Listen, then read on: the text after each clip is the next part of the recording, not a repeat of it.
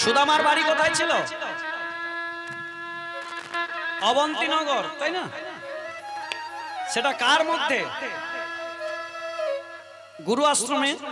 তাহলে ওই যেখানে কৃষ্ণ থাকতো তার কিছু দূরে, তাহলে ওটা কোন এরিয়ার মধ্যে পড়ছে? কোথায় বলুন তো? বৃন্দাবনে। আচ্ছা মায়েরা, বৃন্দাবনে গেলে কি বলতে হয়? বাহ, সবাই জানেন তো দেখছি। আচ্ছা যদি জগন্নাথ ধামে যাই, পুরী ধামে গেলে কি বলতে হয়? জয় নিতাই। তোমার থেকে মা চাওয়া গেছে, জয় জগন্নাথ বলে দিয়েছে, রাধে রাধে। আর যদি আমরা নবদ্বীপ ধামে যাই কি বলতে হয়? কি গো, নবদ্বীপ ধামে গেলে কি বন্দে মাতরম বলতে হয়? কি বলতে হয় মায়েরা? জয় নিতাই, হরে কৃষ্ণ, হরি বল, হরি বল, হরি বল। তাই আজকে যে লীলাটা আমরা আস্বাদন করব, এই লীলাটার নাম কি? ভক্ত সুদামা বা কৃষ্ণ সুদামা। তাহলে কৃষ্ণ সুদামা কে যদি জানতে হয়, চিনতে হয়, আমাদেরকে কোথায় যেতে হবে? বৃন্দাবন। তাই সবাই মিলে আমাদের মনটাকে নিয়ে আমরা যাব বৃন্দাবনে। কেন? শাস্ত্রে বললেন যত্র তুলসী কানন তত্র বৃন্দাবন ভূমি, তাই তো? যেটা তুলসীর বাগান হয়, একটি তুলসী গাছ লাগালে তাকে কি বলে? বৃন্দা দেবী। আর 10টি তুলসী গাছের বাগান থাকলে তাকে কি বলা হয়? ধাম বৃন্দাবন। তাহলে যেখানে হয় তুলসীর বাগান সেটাই হয় বৃন্দাবন, যেখানে হয় ভক্ত সমাগম সেটাই হয় বৃন্দাবন, যেখানে হয় নাম সংকীর্তন সেটা হয় বৃন্দাবন, যেখানে হয় বিগ্রহ সমাগম সেটাই হয় বৃন্দাবন। এবার বলবেন বাবা, এই যে ও মা, গল্প হচ্ছে নাকি? রাধে রাধে। বলে কচি রে কি খাই আসছো? কি কি পখাল বল? হ্যাঁ ঠিকই বলেছে, প্রখাল মানে পান্তা প্রসাদ। জয় রাধে, হরে কৃষ্ণ। হ্যাঁ, এই আমাদেরকে তাহলে এই বৃন্দাবনে তো আছি আমরা, এখন তো বৃন্দাবনেই আছি, তাহলে কি করে এখান থেকে ওখানে যাব? এবার আসুন, বৃন্দাবন দুই প্রকার। কি কি? একটি নিত্য বৃন্দাবন আর একটা অনিত্য বৃন্দাবন। তাহলে নিত্য বৃন্দাবন কোনটা? না, এটা অনিত্য বৃন্দাবন। আজকে আছে, আগামী দিন আর থাকবে না। এখানে আপনারাও আসবেন না, আমরাও আসবো না, আমরাও চলে যাব, বিগ্রহ চলে যাবে, সবাই চলে যাবে, তাই না? তাহলে এটা অনিত্য বৃন্দাবন। তাই অনিত্য বৃন্দাবন থেকে নিত্য বৃন্দাবনে আমাদের মনটাকে নিয়ে যেতে হবে। কি? আমাদের সব থেকে দেহের মধ্যে রাজাকে মন। তাই আমাদের মনটাকে নিয়ে আমাদেরকে যেতে হবে সেই বৃন্দাবনে। চলে রে আমার মন ও না মধুর বৃন্দাবন, যমুনার ধারে ধারে তমালের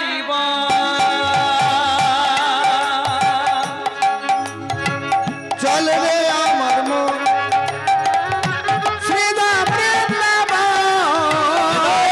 হরি হরি বল, হরি বল, হরি বল। যমুনার ধারে ধারে তমালের বন।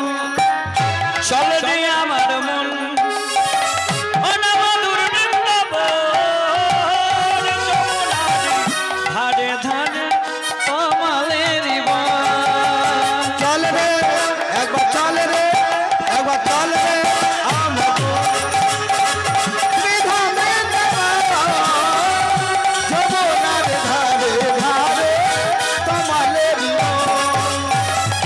যেথায় ললিতা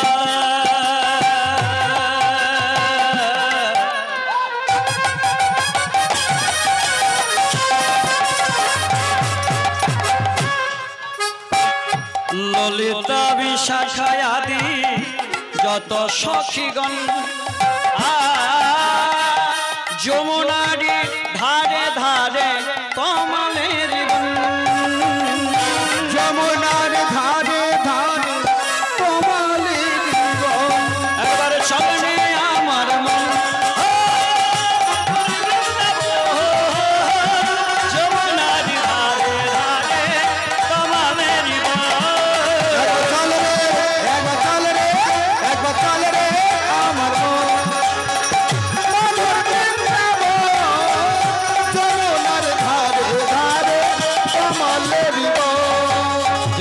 শ্যাম কুণ্ড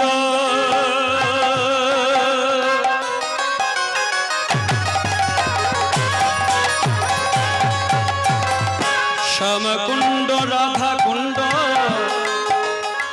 গিরি গোবর্ধন যমুনারি ধারে ধারে কমলের বন যমুনার ধারে ধারে কমলের বন। আস্তে মায়েরা বৃন্দাবনে যেতে গেলে কি বলতে হয় সবাই মিলে রাধে রাধে রাধে রাধে রাধে বল ওরে মন যদি যাবি মধুর বৃন্দাবন রাধে রাধে রাধে রাধে রাধে রাধে রাধে বলো রে মন যদি যাবি মধুর বৃন্দাবন। রাধে রাধে রাধে রাধে রাধে রাধে ওরে মন যদি যাবি মধুর বৃন্দাবন। শ্রীমতী রাধা রানী কি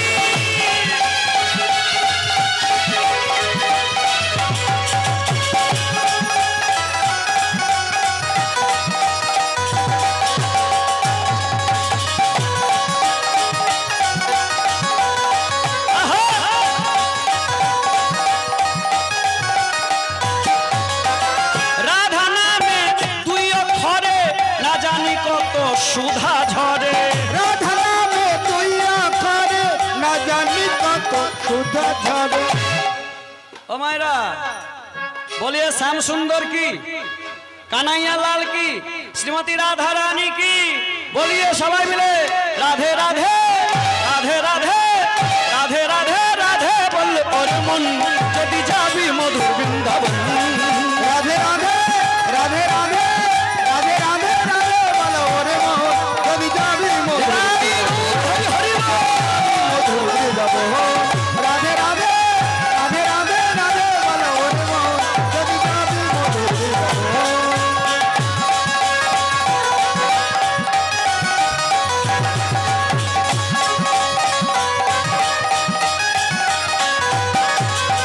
রাধা নামে দুই অক্ষরে না জানি কত সুধা ঝরে রাধা নামে তুই আখারে না জানি কত সুধা ঝরে। রাধা নামে দুই অক্ষরে না জানি কত সুধা ঝরে রাধা নামে তুই আখারে না জানি কত সুধা ঝরে। শ্রীমতী রাধা রানী কি জয় হো বৃন্দাবন ধাম কি জয় হো কানাইয়া লাল কি জয় হো সখা সখী বৃন্দ কি জয় হো। নিতাই গৌর হরি হরি হরি বল।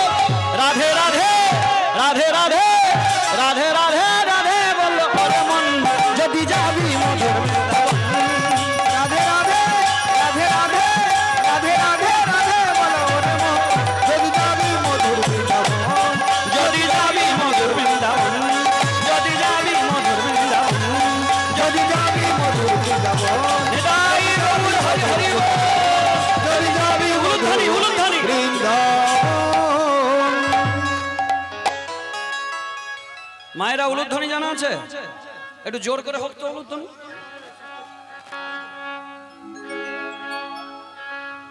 ওরে গৌরে লরে যদিও বৃন্দাবনে এসেছি গাইবো বৃন্দাবনে এসেছি কিন্তু নবদ্বীপের গান এটা গৌরহরির গান তা আপনাদেরকে উলুধ্বনি দিতে বলেছে এই জন্য বললাম ওরে সোনার নদিয়া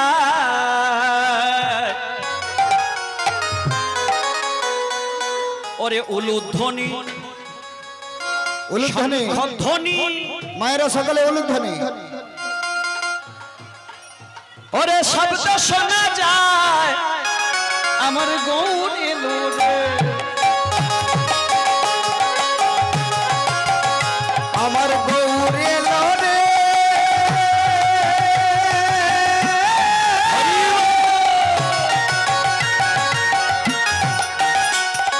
সোনার নদিয়া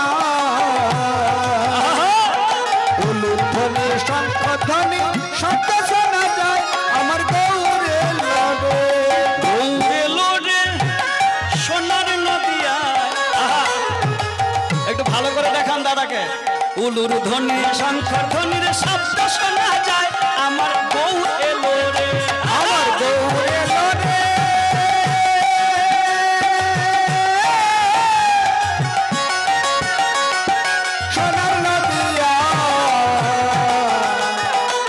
হরি ধ্বনি উলুর ধ্বনি শব্দ শোনা যায় আমার গৌর এলো রে গৌর এলো রে আমার নিতাই এলো রে গৌর এলো রে আমাদের নিতাই এলো রে ওরে গৌর এলো রে আমাদের নিতাই এলো রে হরি গৌর এলো রে আমাদের নিতাই এলো রে গৌর এলো রে সোনার নদিয়ায় হরির ধ্বনি উলুর ধ্বনি শব্দ শোনা যায় আমাদের গৌর এলো রে আমার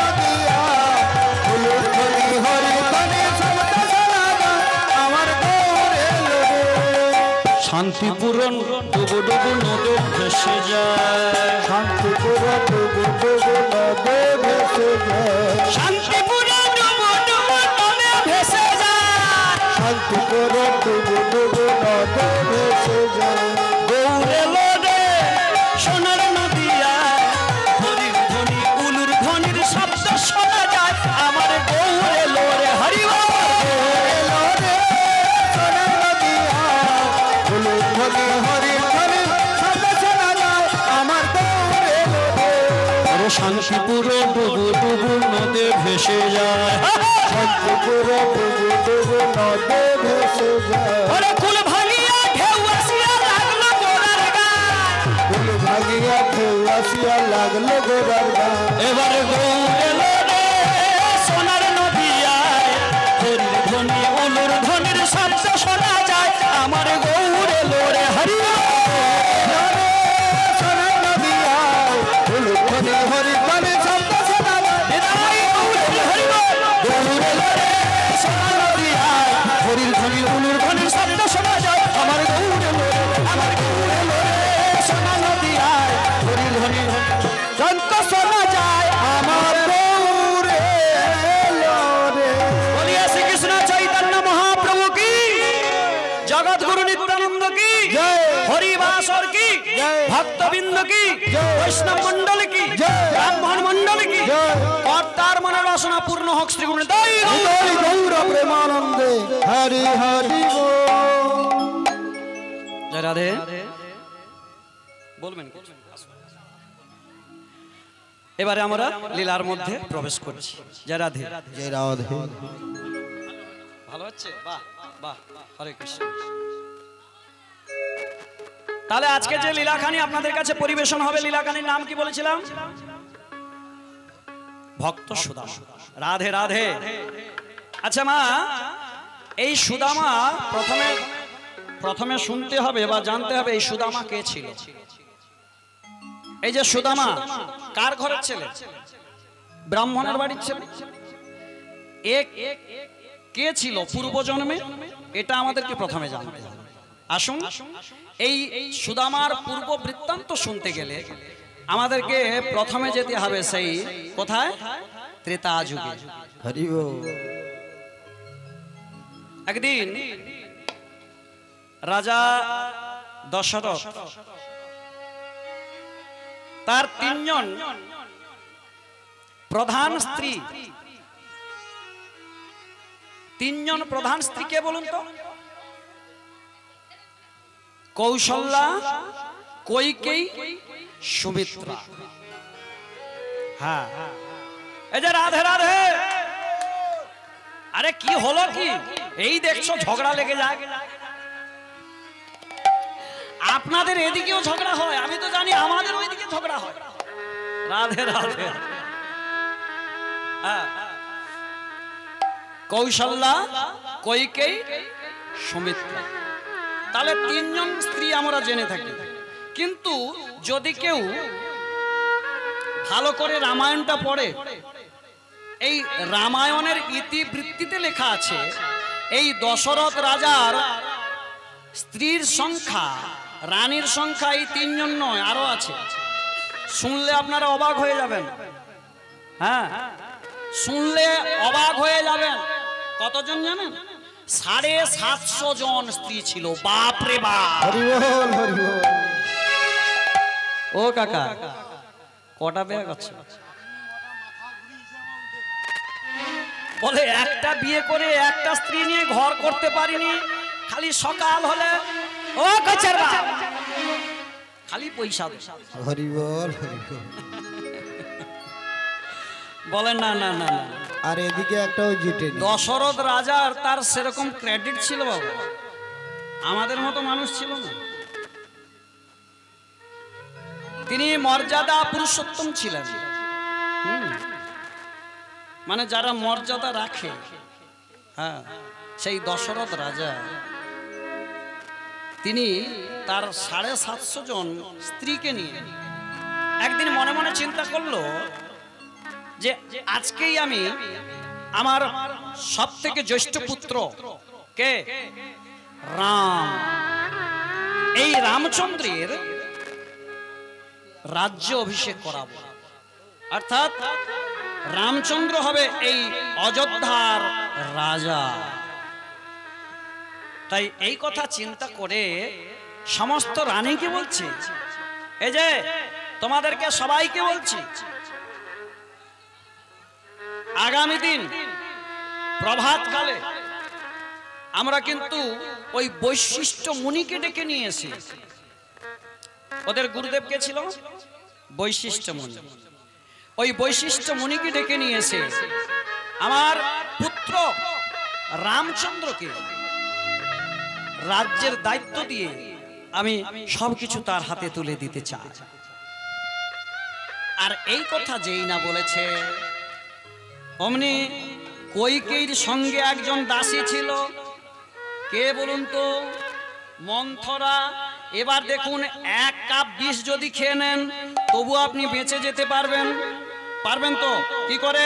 আপনার কপালে যদি, আপনার ভাগ্যে যদি মৃত্যু যদি না থাকে, তাহলে কিন্তু আপনি নার্সিং হোমে বা হসপিটালে গিয়ে ওটাকে ওয়াশ করে দিলে আপনি কিন্তু বেঁচে যাবেন। আর যদি আপনার কর্ণ করে কেউ যদি বিষটা ঢেলে দেয়, জিতে জি আপনি হরিবোল হয়ে যাবে। তাহলে এখনকার দিনে এই মন্থরার মতো ব্যক্তি প্রচুর জন্ম হয়েছে বাবা। হ্যাঁ, মাথা খারাপ করে দেবে। হ্যাঁ, এ তাকে কানে ফুস করে দেয়, সে তাকে কানে ফুস করে দেয়, এবার সংসারটা পুরো আড়াআড়ি ছিঁড়ে যায়। হ্যাঁ, এই মন্থরা তখন কি বলছে,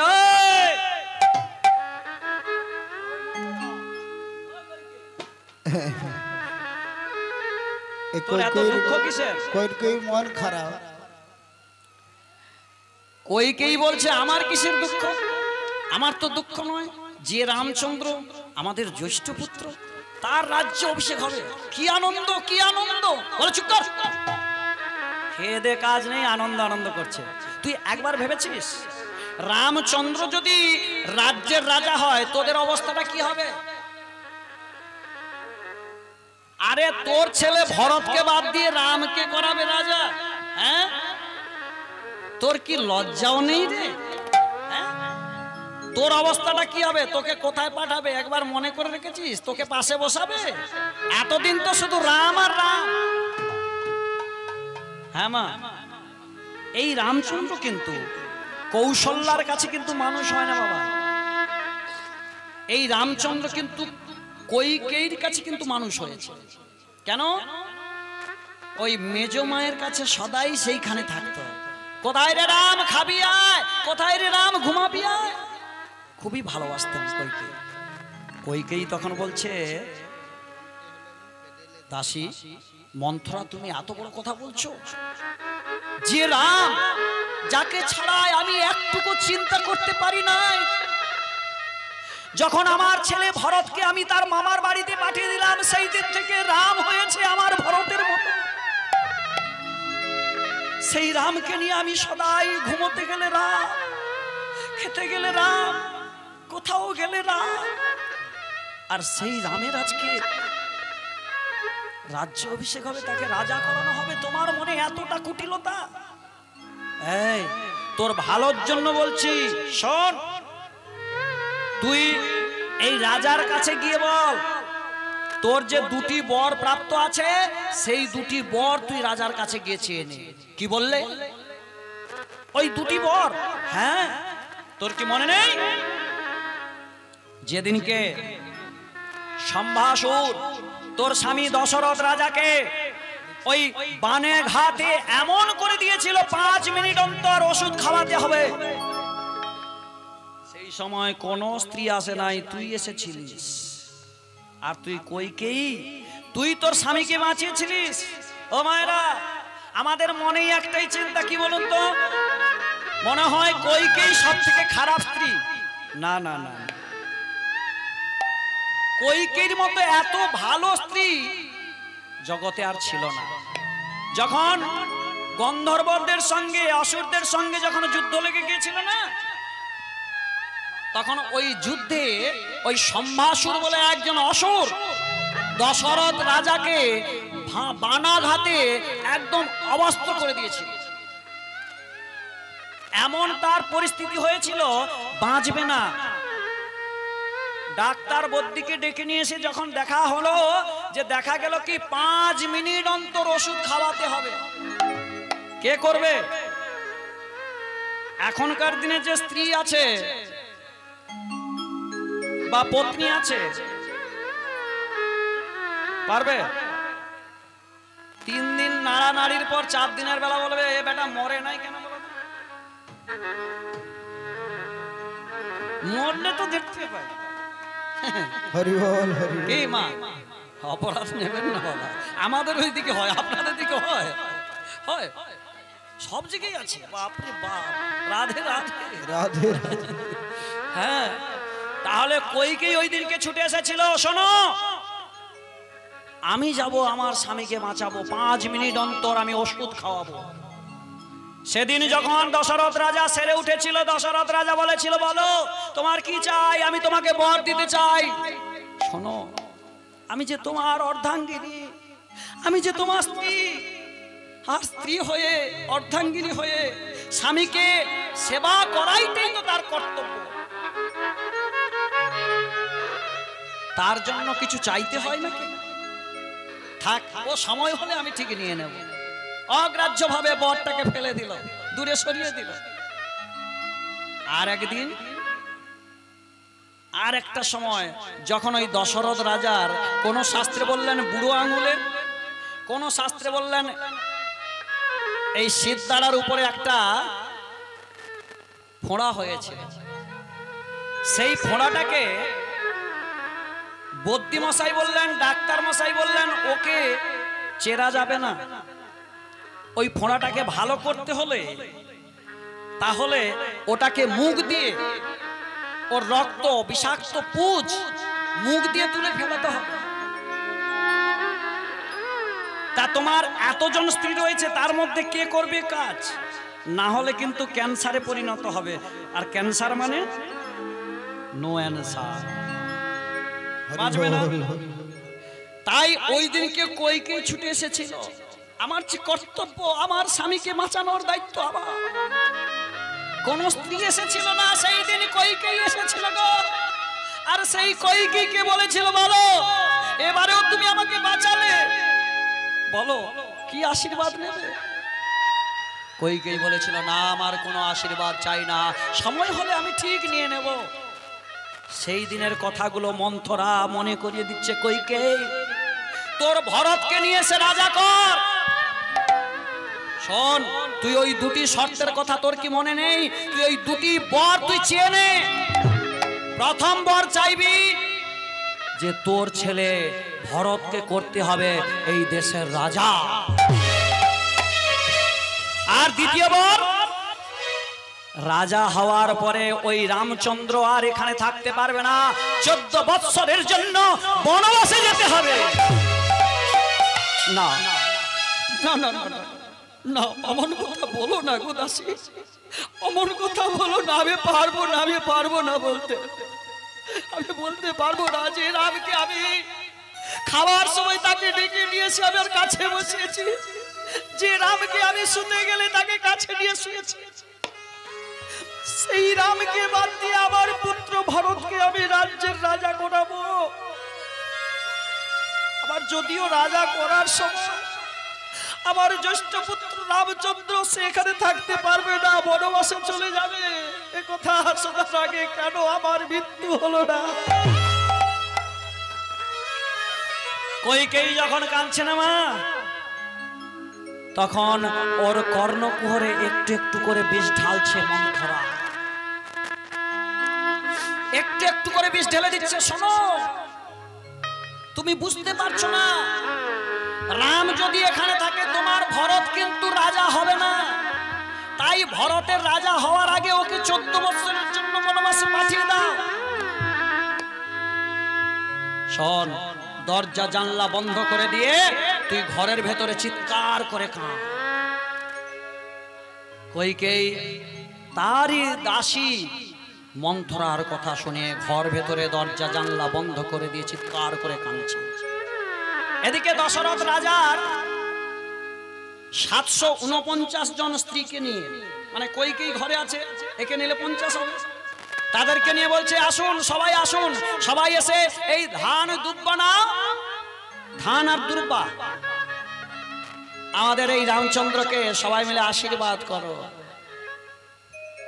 যখন স্বস্তি বাচন হবে, হঠাৎ দেখা গেল সবার মাঝে কইকেই নেই, সবাই আছে, কইকেই এখানে নেই। তাই রামচন্দ্র চিৎকার করে উঠলেন, দাঁড়াও, আমার রাজ্য অভিষেক হবে, আমি যার কাছে বড় হয়েছি সেই মেজমা কেন এখানে নেই?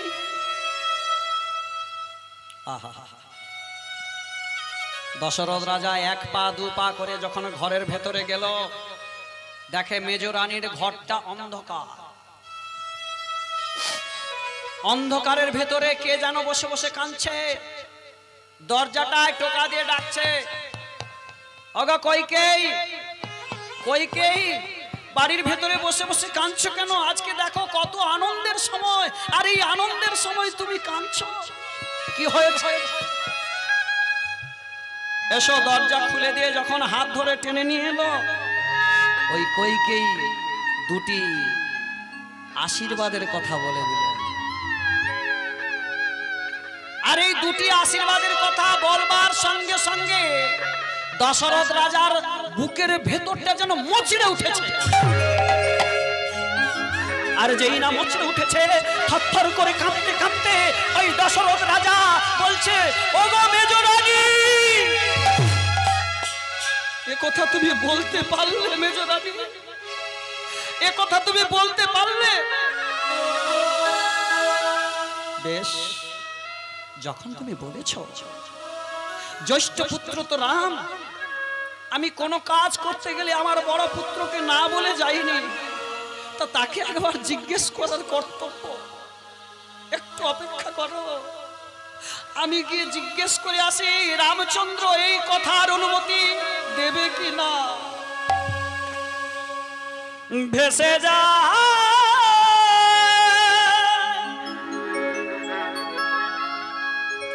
দশরথ রাজা,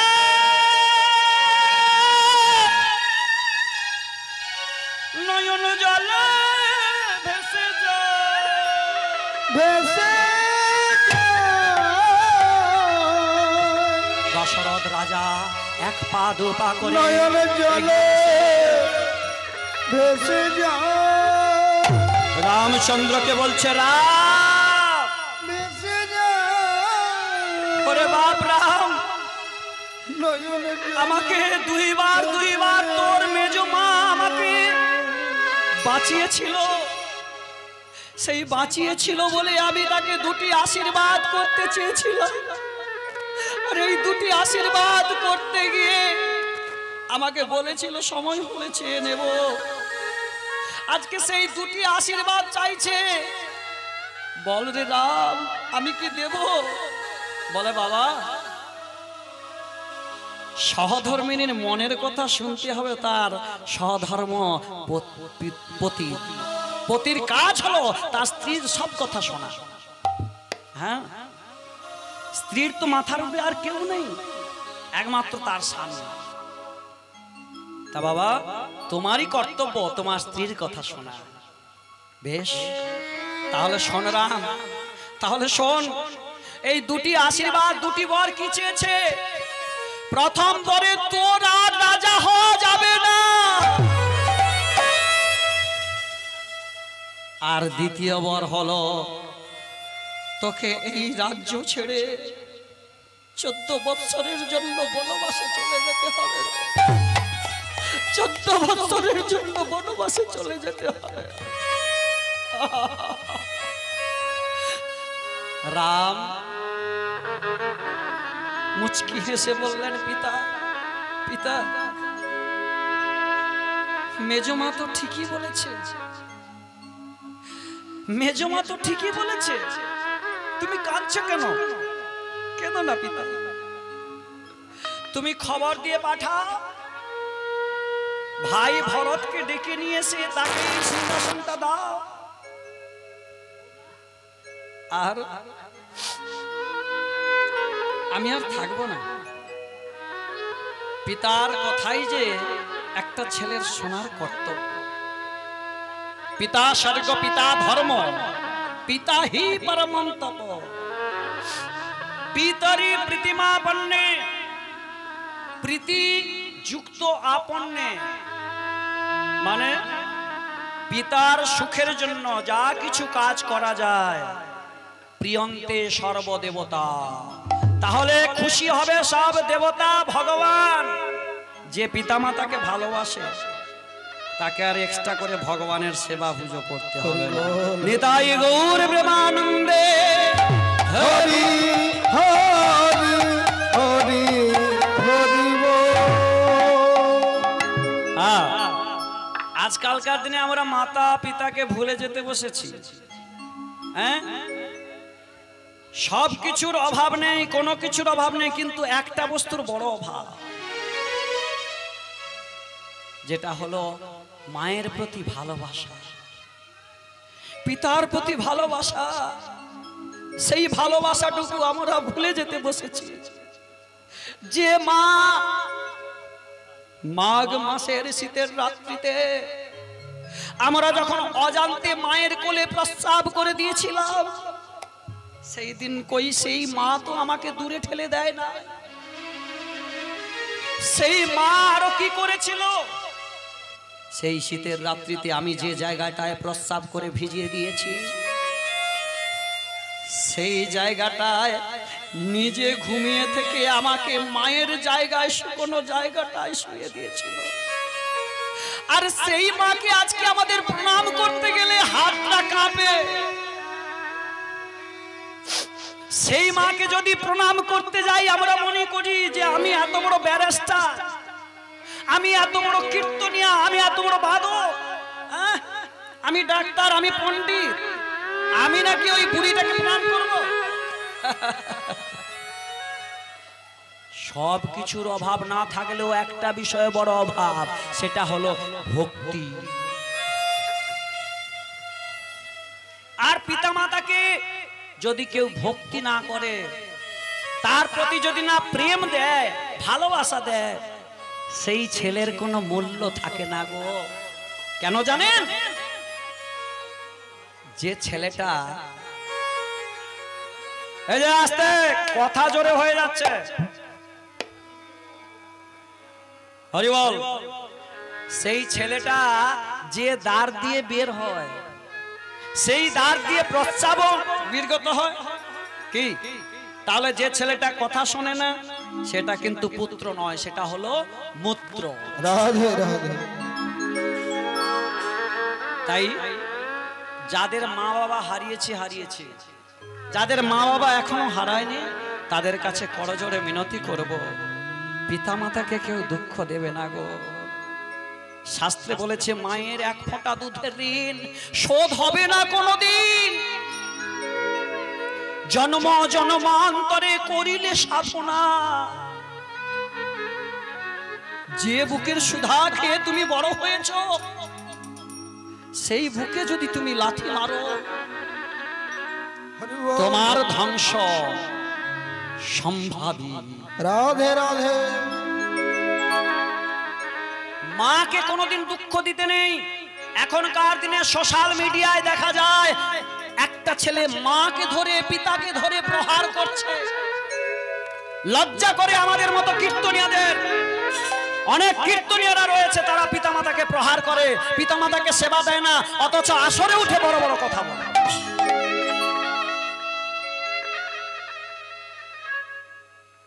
শুধু তাই নয়, যারা পিতামাতাকে বাদ দিয়ে মঠে মন্দিরে থাকে তাদেরও সেবা পুজো ভগবান গ্রহণ করে না। নিজের বাবা মাকে দেখলে না, তুমি গেলে মঠে মন্দিরে, হ্যাঁ, তাকে কে সেবা দেবে? ছোটবেলা থেকে তুমি ঋণ করে রেখেছো, সেই ঋণগুলো পরিশোধ করবে কে? রাধে রাধে। অপরাধ নেবেন না মা। হরি বল, হরি বল। আজকে শুধু আমরাই গর্ব করি আমি বড় বৈষ্ণব, সে গর্ব করে আমি বড় ব্রাহ্মণ, সে গর্ব করে আমার মধ্যে এত বড় বক্তা নেই। এক জায়গায় সমস্যা, একটু যদি অহংকার হয়ে যায় না, চড়িয়া উত্তম পথে সিঁড়ি হইতে পারে, সিঁড়ি হইতে পারে। অতি অহংকার করতে গেলে তুমি ধ্বংস হয়ে যাবে, ধ্বংস হয়ে যাবে।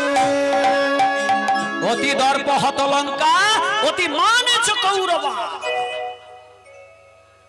মান করো না, হ্যাঁ, এই মান করলে সব শেষ হয়ে যাবে। मत कर अभिमान रे बंदे, झूठी तेरी शान रे, मत कर तो अभिमान, मत कर तो अभिमान रे बंदे, झूठी तेरी शान रे, मत कर तो अभिमान। निताई गौर हरि हरि बोल।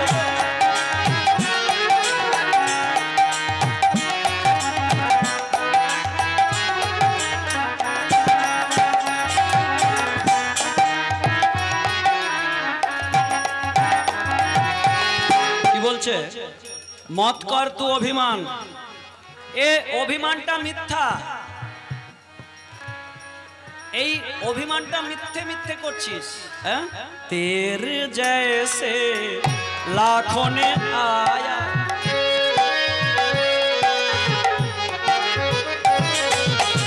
কি বলছে মা? তোর মতো লাখো জন এসেছে, তেরে जैसा लाखों ने आया, लाखों ने आके इस मिट्टी को खाया, सच कर तू अभिमान रे बंदे, मत कर तू अभिमान, मत कर तो अभिमान रे बंदे, छोटी तेरी शान रे, मत कर तो अभिमान। এই যে झूठी तेरी शान, मत कर तू अभिमान, तेरे जैसा लाखों ने आया, लाखों ने आके इस माटी ने खाया।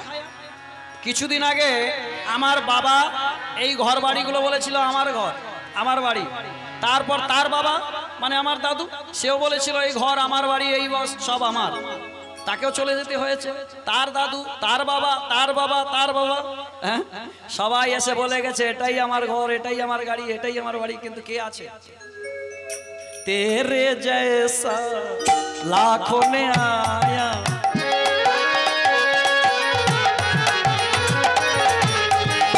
लाखों ने आके इस मिट्टी को खाया, सच कर तू अभिमान रे बंदे, मत कर तू अभिमान। निताई गौर हरि हरि बोल। मत कर तू अभिमान रे बंदे, मत कर तू अभिमान, मत कर तू अभिमान रे बंदे, मत कर तू अभिमान। रामचंद्र पिता के प्रणाम करे, माता के प्रणाम करे, तिनी जेई ना जावे অমনি কৌশল্যা একটা বাটিতে করে দুধ নিয়ে এসে রামচন্দ্রের রামচন্দ্রের মুখের সামনে যেই না ধরেছে, অমনি ওই কৌশল্যার বাটিটাকে ওই কই কি করলেন, ওই বাটিটাকে নিয়ে ছুঁড়ে ফেলে দিলেন। আর যেই না ছুঁড়ে দিল, সঙ্গে সঙ্গে রামচন্দ্র বললেন, মেজমা কাজটা তুমি ভালো করলে না,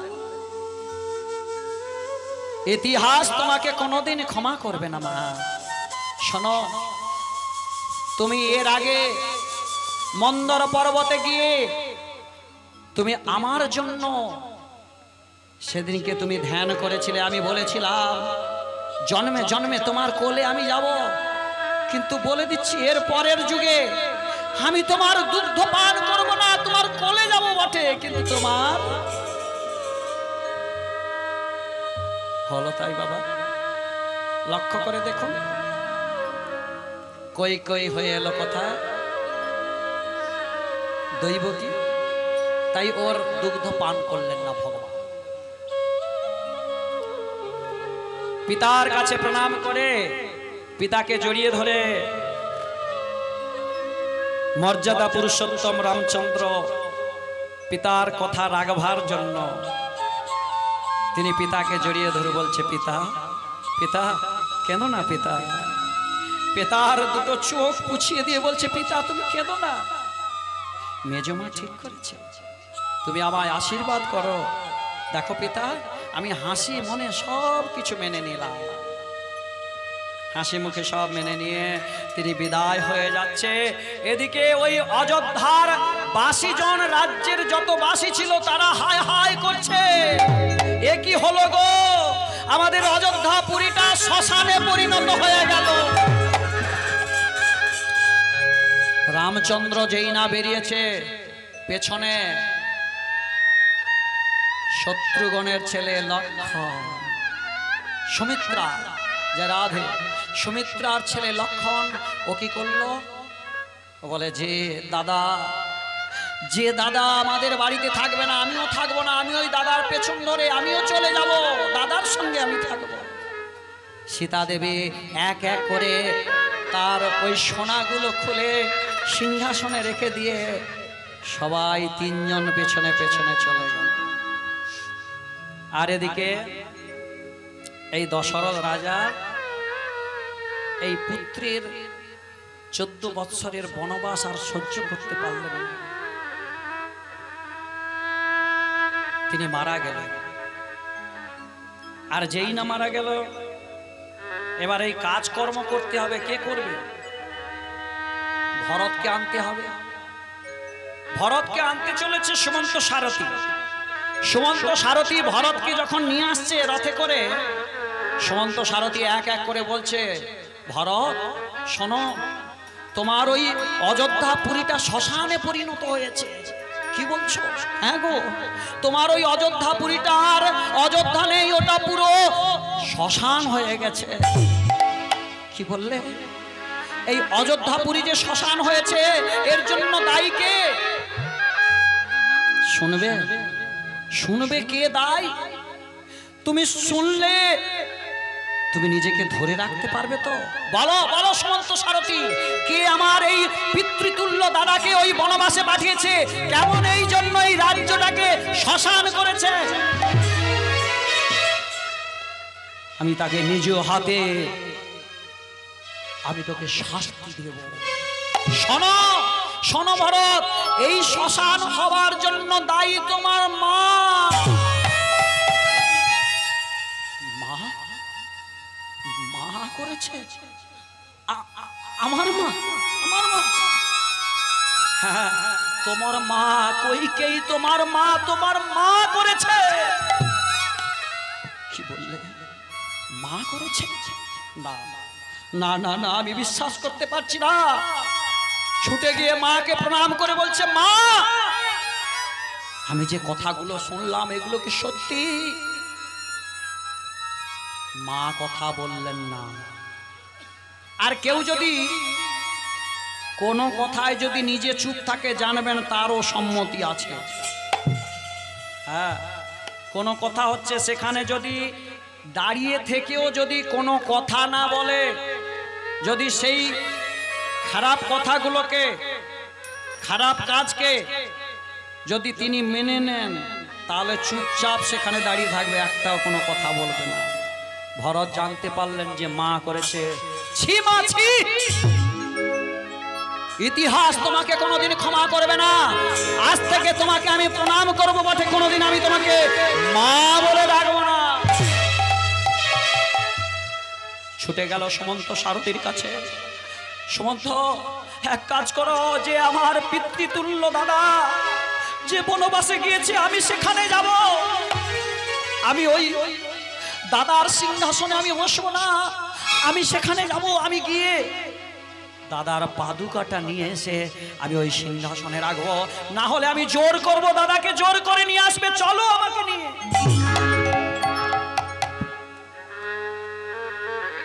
সুমন্ত সারথী রথ চালাতে লাগলেন, টগবগ টগবগ করে ছুটতে ছুটতে ছুটতে ছুটতে চলে গেল। আর ঠিক সেই পঞ্চবটির বনে দেখতে পেল যে দাদা রাজপোশাক পরে থাকে, সেই দাদার গায়ে একটাও রাজপোশাক নেই। সেই দাদা বনবাসী হয়ে আজকে একটা কুটির তৈরি করে বসে আছে। আরে বল। আর সেই জানকী মা তিনি একটা বসনে বসে বসে নয়ন জলে ভাসছে। যার হওয়ার কথা ছিল এই রাজ্যের রানী, সে আজকে বনে বসে বসে কাঁদছে। লক্ষণ বলছে, দাদা তুমি আমাকে আদেশ করো, ওই কুটির ভরত আসছে, যার মায়ের জন্য আজকে আমাদেরকে এখানে আসতে হয়েছে, তুমি আমায় একটাবার আশীর্বাদ করো, আমায় বলো, আমি এক বানা ঘাতে আমি ওকে শেষ করে বলবো। ছি ছি লক্ষণ, আরে ও যে আমার ভাই, ও তো জানে না, ও এখানে ছিল না, ও তো মামা বাড়িতে ছিল। ভরত নেমে ওই রথটা থেকে নেমে ধীরে ধীরে দাদার দিকে এগিয়ে যাচ্ছে আর বলছে, দাদা এ কি হয়ে গেল গো দাদা, কি হয়ে গেল? যার থাকার কথা সিংহাসনে সে আজকে আছে পঞ্চবটি বনে। বিধাতার কি পরিহাস দাদা। ভরত কেন না, ভরত কেন না, শোনো, তুমি যাও, তুমি গিয়ে সেই রাজ্যের প্রজাবর্গদেরকে নিজের ছেলের মতন করে তুমি লালন পালন করো। দাদা চাই না, ওই চাই না যে দাদাকে দূর করে দিয়েছে, যে দাদাকে ওখান থেকে তাড়িয়ে দিয়েছে, সেই দাদা যে সিংহাসন, সেই সিংহাসনে আমি বসতে চাই না। কিন্তু দাদা আমি তোমায় অনুনয় বিনয় করে বলছি, দাদা তুমি চলো, দাদা তুমি আমার সঙ্গে চলো। না রে, না রে লক্ষণ, না, না রে ভরত, না, শোন শোন, আমি যেতে পারবো না রে। আমি যে মর্যাদা পুরুষোত্তম, পিতার কথা রাখবার জন্য 14 বৎসরের একদিনও কম নয়, আর 14 বৎসরের একদিনও বেশি নয়। যেই সময়টা 14 বৎসর হবে সেই দিনকে আমি যাব অযোধ্যাপুরে। দাদা তাহলে কি তুমি যাবে না? শোন, আমি যাব না রে ভাই। বলে, দাদা তাহলে আমি একটি পাদুকা নিয়ে এসেছি, ওই পাদুকাটা তুমি একটু চরণে নিয়ে ওই পাদুকাটা আমায় দাও, আমি ওই সিংহাসনে তোমার ওই দুটি পাদুকা রেখে দিয়ে আমি নিচে কুশের আসন দিয়ে বসে আমি রাজ্য পালন করব। হরি বল, হরি বল।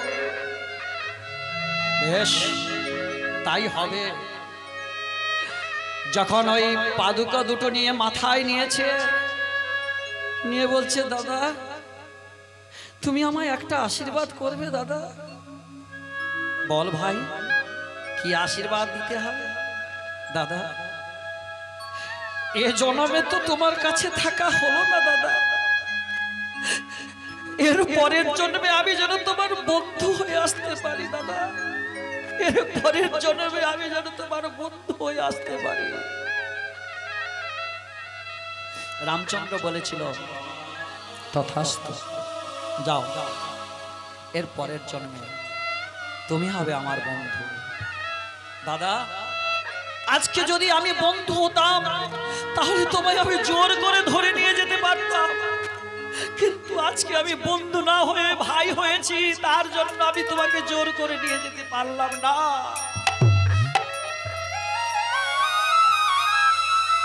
ভরত আবার চলে গেলেন। সেই ভরত হলো পরের জন্মে সুদামা। এবারে আসুন দাপর যুগ।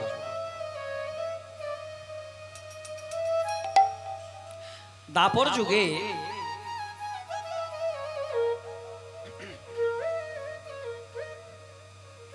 সুদামা বিপ্রের মায়ের নাম উজালা দেবী। এই উজালা দেবীর স্বামী সুদামা যখন গর্ভ অবস্থায় ছিলেন তখন তার পিতা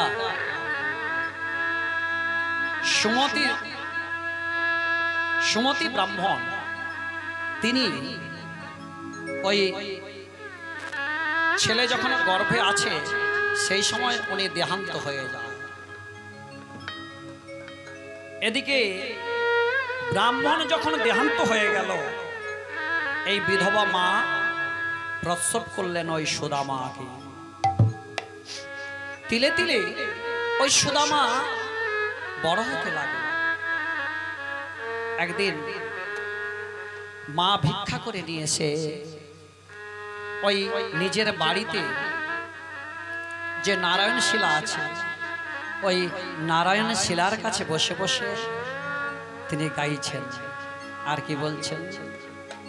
প্রভু তোমার চরণে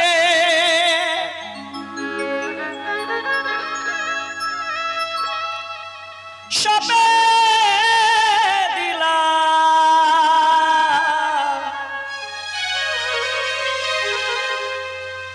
আমার দুটি নয়ন তারা, প্রভু তোমার চরণে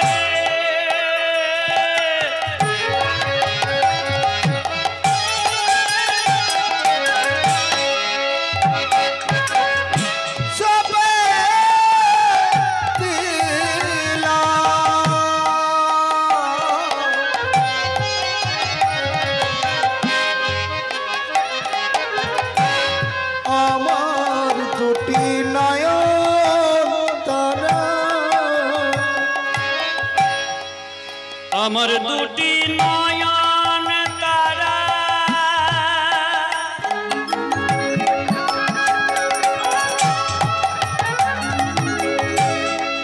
আমার দুটি নয়ন তারা,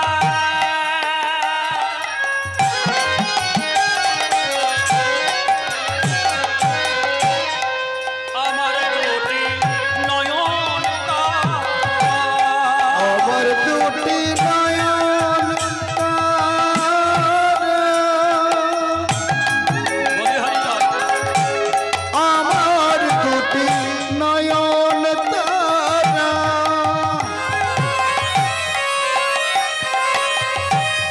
আমার দুটি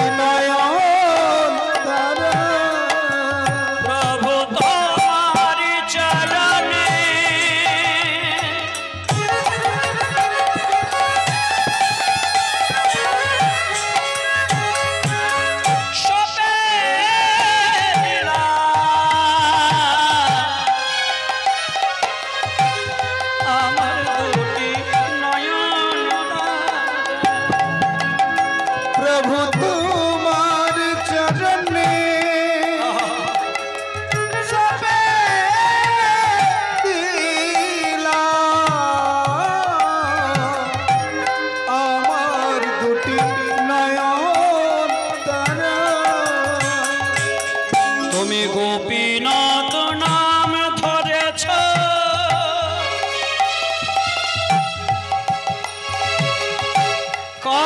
পতিত উদ্ধার করেছ গোপীনাথ নাম ধরেছ নিতাই গৌর হরি হরি বল, হরি বল। অত পতিত উদ্ধারিছ আমি কেবল রইলাম করি বাড়ি করো আমারে প্রভু তোমার চরণে নিতাই গৌর হরি হরি বল।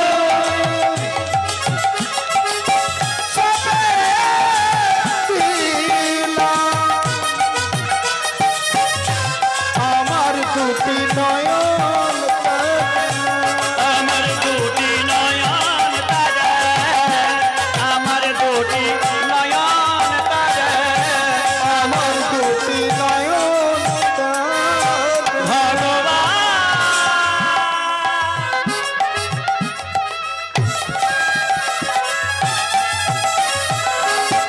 ভগবান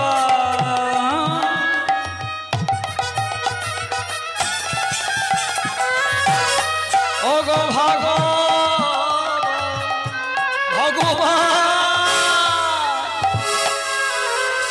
ভগবান, কেউ জানুক বা না জানুক তুমি তো জানো, তুমি তো জানো যখন আমার এই ছোট্ট ছেলেটার পিতা আমার স্বামী যেদিন থেকে মারা গেল,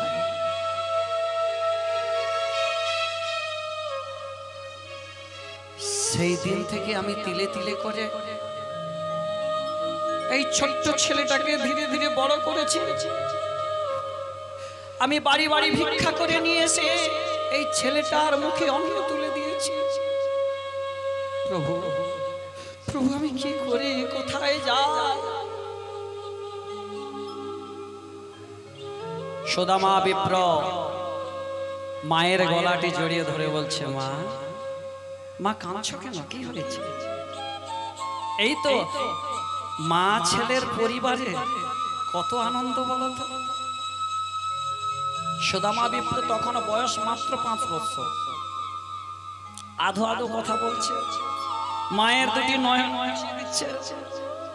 আর দেখবে মা, একটা ছোট্ট ছেলে যদি বাড়িতে থাকে, ওই বাড়ির যারা রয়েছে সদস্যরা, তাদের যদি মনে একটু দুঃখ থাকে, ওই ছেলেটার কুলুর কুলুর কথা, আধো আধো কথা শুনলেই কিন্তু সব দুঃখ কেটে যায়। হরি বল হরি বল। সুদামা বিপ্র যখন মাকে জড়িয়ে ধরে কথাগুলো বলছে না, যে মা কাঁদছো কেন, কি হয়েছে? এই তো আমি তোমার কাছেই রয়েছি। খোকা কাঁদছি কি এমনি রে? তোকে যে আর 5 জনের মতো আমি শিক্ষায় শিক্ষিত করতে পারলাম না রে, আর 5 জনের মতো তোকে আমি গুরু গৃহে পাঠাতে পারলাম না, তার জন্য তো আমার চোখে চোখে। মা মা কেঁদো না জননী, কেঁদো না জননী, কেন কাঁদছো? শোনো মা, এ জগতে কার কখনো ভাগ্যে কি রয়েছে কে বলতে পারবে? যদি ভগবান যদি ভাগ্যের চাকাটা ঘুরিয়ে দেয়, ও মায়েরা, ভগবান ভাগ্য লিখে লিখে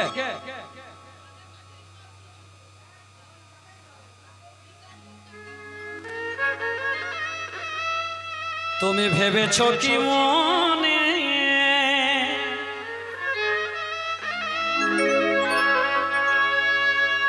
তুমি ভেবেছো কি মনে এ ত্রিভুবনে ভগবান কাউকে দুঃখ দেয় না গো। ভগবান কারোর বিধি লিখন করে না, বিধিতে কলমপাত করে না। যে যার কর্ম ফলে ভগভঞ্জীবু মহিতলে। এই যে আমরা জানতে অজান্তে পাপ করছি, এই পাপগুলো কি থাকবে লুকানো হয়ে? তো আমার মনে আমি কি পাপ করছি আমার মনে আছে, আপনারা কেউ জানতে পারবেন না। পারবেন কি? কিন্তু এর বিচার হবে একদিন। তাই পদকর্তা কি বললেন? ওরে ভেবেছ কি মনে এ ত্রিভুবনে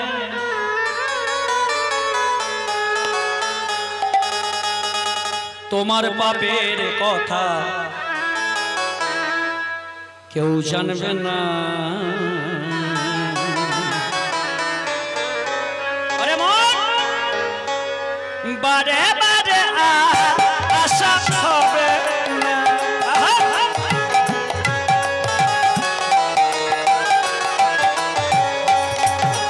তুমি ভেবেছ কি মনে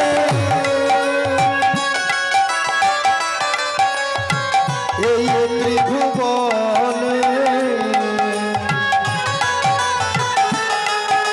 তুমি ভেবেছ কি মনে এই ত্রিভুবনে তোমার পাপের কথা কেউ জানে না। বারে বারে বারে বারে বারে বারে আশা হবে না রে মন, বারে বারে আশা হবে না। বারে বারে আশা হবে না রে মন, বারে বারে আশা হবে না। তুমি যাহা করে গেলে রাধে, আস্তে, তুমি যাহা করে গেলে আসিয়া হেথায় সব কিছু লেখা রবে চিত্রগুপ্তের খাতায়। তুমি যাহা করে গেলে আসিয়া হেথায় সব কিছু লেখা রবে চিত্রগুপ্তের খাতায়। ও তুমি যাহা করে গেলে ওরে আসিয়া হেথায় সব কিছু লেখা রবে চিত্র। আস্তে, চিত্র মানে কি? চিত্র মানে কি? চিত্র মানে ফটো। আর গুপ্তকার নাম চিত্রগুপ্ত। গুপ্তকে মানে যিনি গোপনে প্লাসিং করে। আমি এখানে যে কি পাপ করছি, কটা মিথ্যে বলছি, ওখানে লুকিয়ে বসে আছে, প্লাসিং হচ্ছে।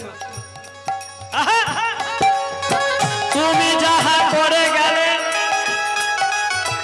আসিয়া হেথায় সব কিছু লেখা রবে চিত্রগুপ্তের খাতায়।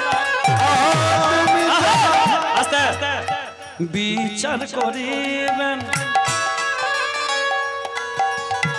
সেই বিধাতা, বিচার করিবে সেই বিধাতা।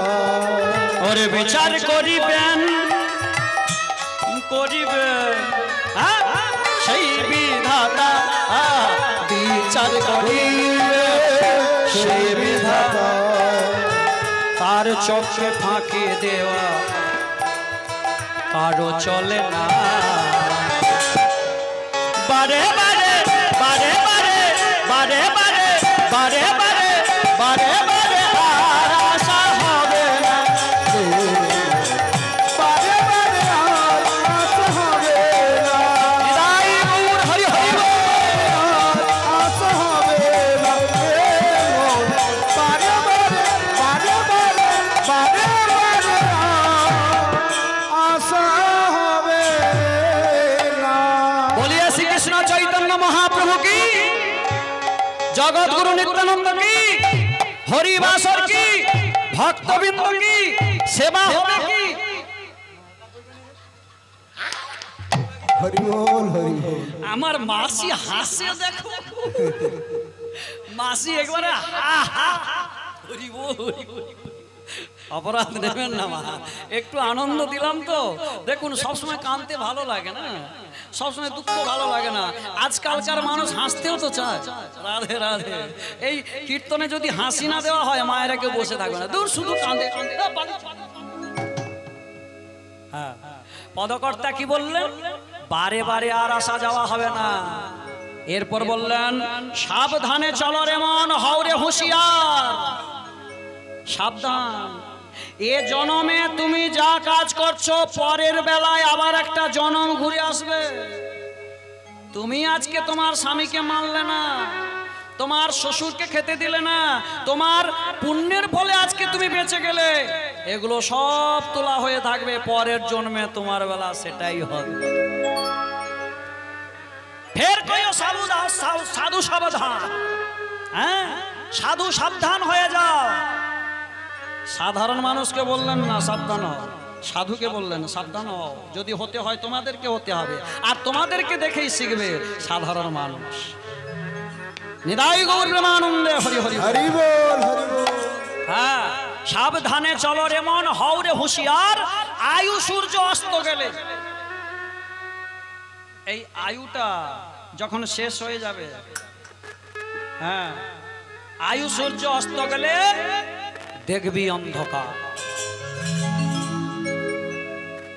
পদকর্তা তিনি কি বললেন? এখান থেকে উদ্ধার পাওয়া যায়। উদ্ধার পাওয়া যাবে কি করে? হরি বল রে হরি, দুটি বাহু তুল রে তুল রে তুল রে, একবার বদন ভরে হরি বল রে হরি বল রে, হৃদয় নূর হরি বল রে বল রে হরি বল হরি বল রে হরি বল রে বল রে, বদন ভরে হরি বল রে হরি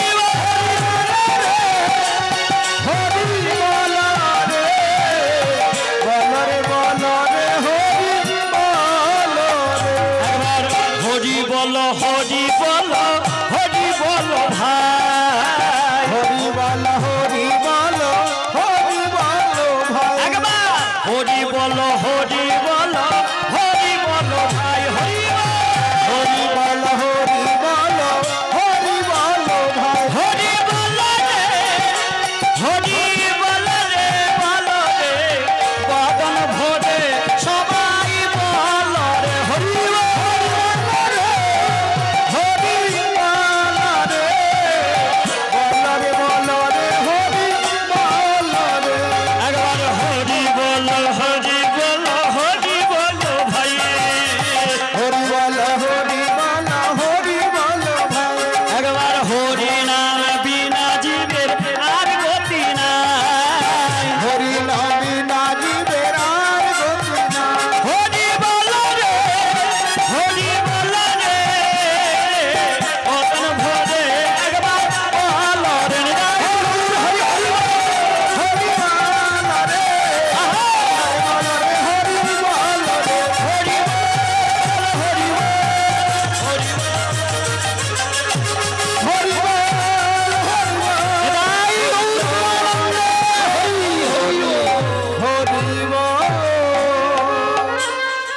সুদামা বিপ্র মায়ের গলাটি জড়িয়ে ধরে বলছে, মা দেখো দেখো মা, কিছু দূরে আমার বন্ধুরা সবাই সেই সন্দীপন মুনির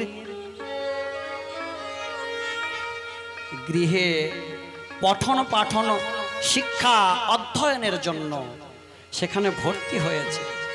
মা মা গো, আমিও চাই আমি ওই সন্দীপন মুনির কাছে একটু বিদ্যা অভ্যাস করব। খোকা, তুই যে আমার সবেধন নীলমণি, তোকে ছাড়া আমি এক তিল থাকতে পারি না। তোকে বাদ দিয়ে, তোকে না দেখতে পেলে আমার মনের ভেতরটা যেন কেমন করে ওঠে। খোকা, তোকে যদি আমি ওই গুরুগৃহে পাঠিয়ে দিই, আমি কাকে নিয়ে বাঁচবো রে খোকা? মা মা গো, জানো তাহলে কি আমি গুরুগৃহে যেতে পারবো না? তাহলে কি আমি ওই গুরুদেবের কাছে